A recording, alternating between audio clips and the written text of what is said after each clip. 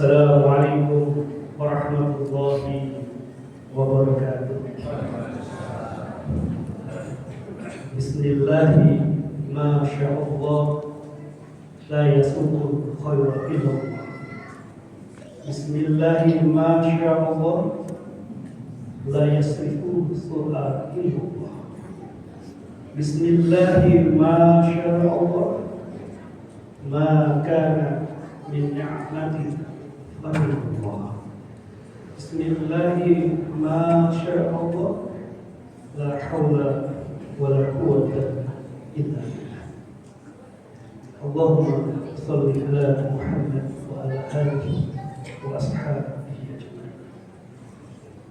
Yang saya hormati Ketua Yayasan Masjid Al-Furqan, yang saya hormati Ketua DKM Al-Furqan beserta jajarannya, yang saya hormati Bapak dan Ibu yang hadir pada malam ini, dan yang saya cintai anak-anak yang hadir juga pada malam.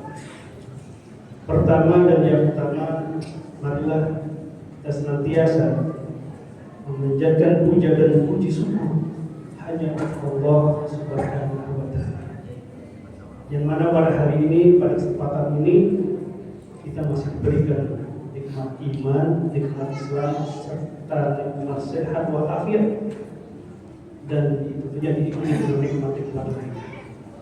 Salawat bertasal tercurah kepada baginda Rasulullah Sallallahu Alaihi Wasallam, serta keluarganya, para sahabatnya, serta para pengikutnya, dan insya Allah kita yang hadir pada hari ini termasuk pengikut baginda Rasulullah yang tentunya senantiasa menjalankan sunnah-sunnah.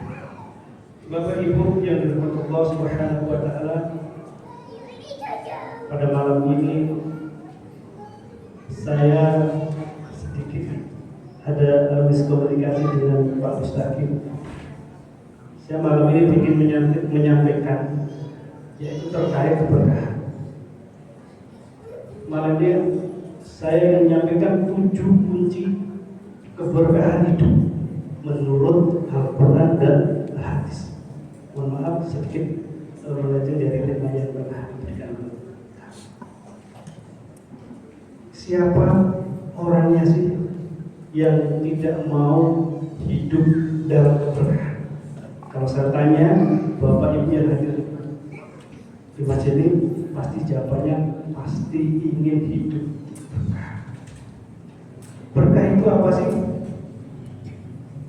Berkah itu bukan sekedar kita banyak harta, bukan sekedar kita mempunyai jabatan yang tinggi, bukan sekedar kita mempunyai popularitas yang masuk, akan tetapi yang namanya berkah itu adalah hati kita tenang, keluarga kita sakinah mawaddah warahmah, anak-anak kita baik-baik saja, rezeki kita tentunya cukup, dan yang paling pasti dan paling utama kita harus taat kepada Allah dan Rasulnya. Bapak Ibu yang dirahmati Allah Subhanahu wa Ta'ala, Al-Quran telah menegaskan di dalam surat Al-A'raf, walau anna ahlul qura amanu wattaqau latafahna alaihim barakatin minas sama wal ardh.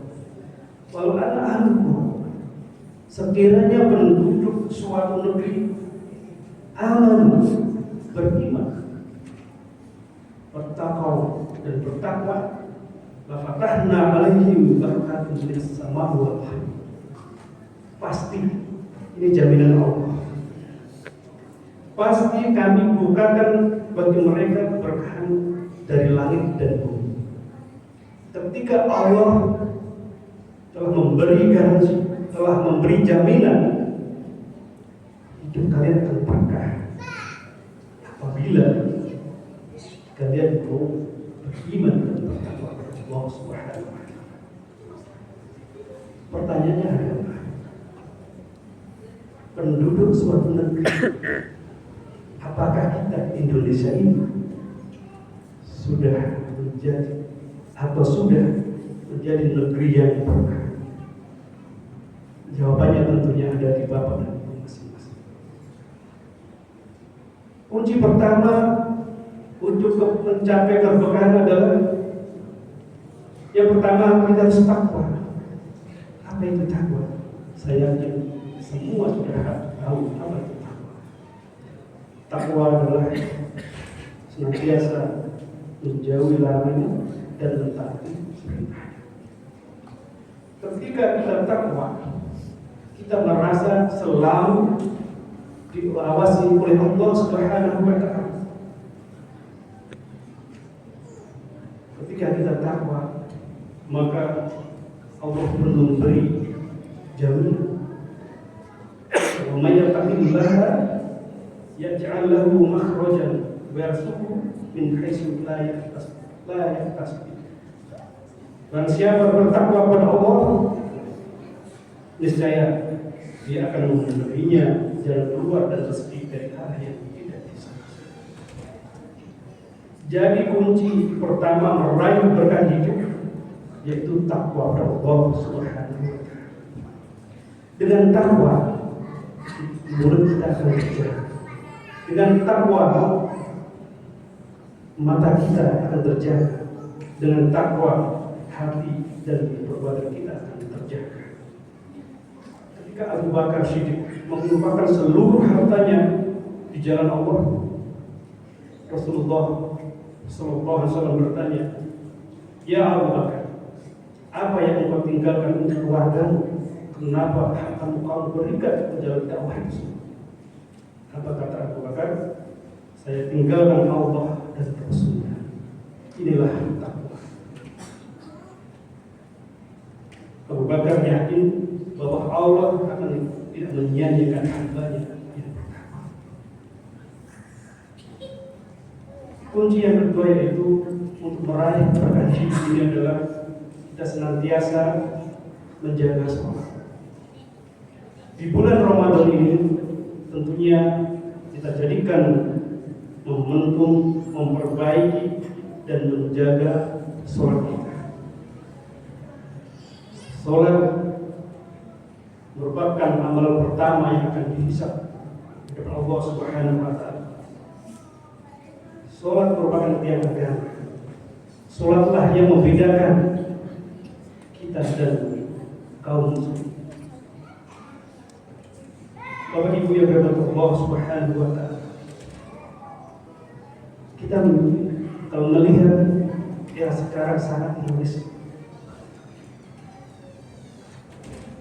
begitu mudahnya kadang keluarga kita, anak-anak kita, saudara kita yang senantiasa menunda-nunda ketika ada berkumandang, bahkan kadang tanpa disadari dan dengan entengnya meninggalkan sholat. Dia lebih asik dengan gadget, dia lebih asik dengan ngobrol bersama teman-temannya. Makanya pantas ketika sholat kita baik, maka itu termasuk kunci meraih keberkahan dalam hidup kita. Dan karena itu, mari kita jaga diri kita, anak-anak kita, keluarga kita, saudara-saudara kita untuk senantiasa menjaga sholat. Ali bin Abi Thalib pernah terkena panah. Para sahabat menyambutnya saat dia sholat. Artinya apa? Saking fokusnya. Ketika dia fokus, maka anak panah yang sakitnya dia ada itu dicabutkan pada. Di surat Al-Mu'minun pun ditegaskan, orang-orang yang beruntung itu diantaranya adalah orang yang khusyuk di dalam sholatnya. Walladzina hum fi sholatihim khashi'un. Dan berikutnya walladzina hum ala sholawatihim yuhafizun. Ketika yang pertama kita harus khusyuk di dalam sholat, yang kedua kita senantiasa dianjurkan untuk senantiasa menjaga sholat tepat waktu, untuk memakmurkan masjid dan musala yang Masyaallah muslimin rahimahullah. Kunci yang ketiga untuk meraih keberkahan dalam hidup kita adalah tentunya kita dekat dengan Al-Quran. momentum Ramadan ini, mari kita berlomba-lomba menghatamkan Al-Quran. Kita membuat target, misalnya one juz, satu hari 1 juz, ditambah lagi karena di bulan Ramadan bisa 2 juz, 3 juz, dan sampai 5 juz. Khairukum man ta'allamul Quran wa 'allamahu. Sebaik-baik kalian adalah orang yang belajar Al-Quran dan mengajarnya. Utsman bin Affan setiap malam menghatamkan Al-Quran dalam sholatnya. Rumahnya bercahaya dengan Al-Quran dan hidupnya dipenuhi dengan berkah. Oleh karena itu, mari kunci yang ketiga adalah kita dekat dengan Al-Quran. Kunci yang keempat untuk meraih keberkahan dalam hidup, tentunya kita senantiasa beristighfar dan bertaubat kepada Allah Subhanahu wa Ta'ala.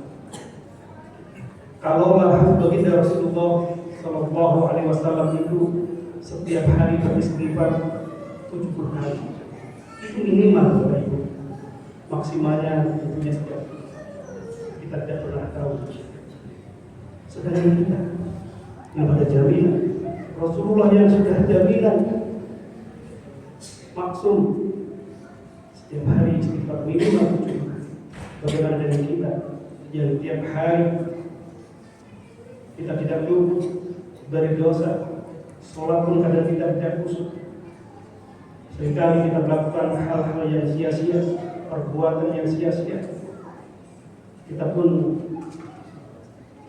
jarang juga tidak mudah untuk mengeluarkan infak, sedekah. Bagaimana dengan diri kita? Apakah kita sudah beristighfar setiap hari? Bapak Ibu yang dirahmati Allah Subhanahu wa Ta'ala, kunci yang kelima untuk meraih keberkahan hidup yaitu tentunya kita senantiasa bersyukur kepada Allah Subhanahu wa Ta'ala. Ketika kita bicara bersyukur,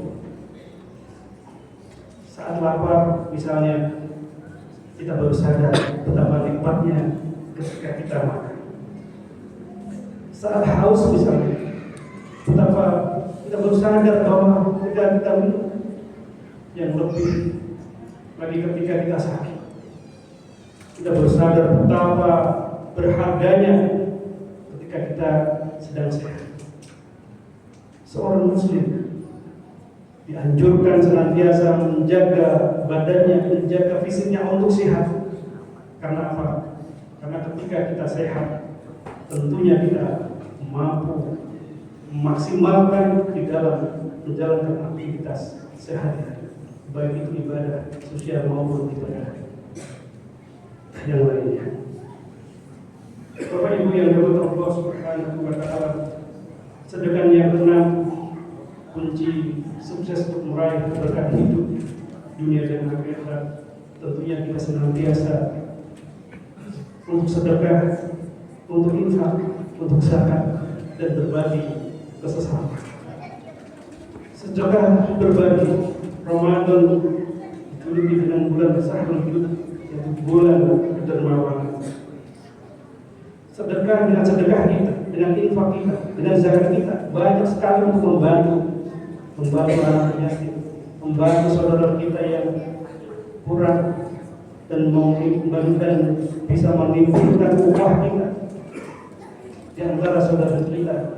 Kita saling berbagi, saling memberi hadiah satu sama lain, maka kita akan menjadi umat yang terakhir, yaitu kunci sukses untuk meraih keberkahan hidup dunia dan akhirat.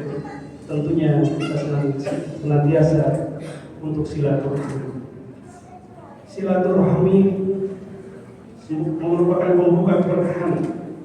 Ramadan ini adalah bulan keberkahan, maka mari kita senantiasa silaturahmi. Kebetulan saya salah satu anggota pusat Komisi KUB. Kita sering kumpul mengadakan acara KUB, kerukunan antar umat beragama. Kita sibuk di sana menjaga kerukunan dengan antar umat beragama, dengan saudara-saudara kita. Karena saking menjaganya perasaan mereka, kita menghormati, diperlakukan seakan-akan kadang mengalahkan dengan saudara-saudara.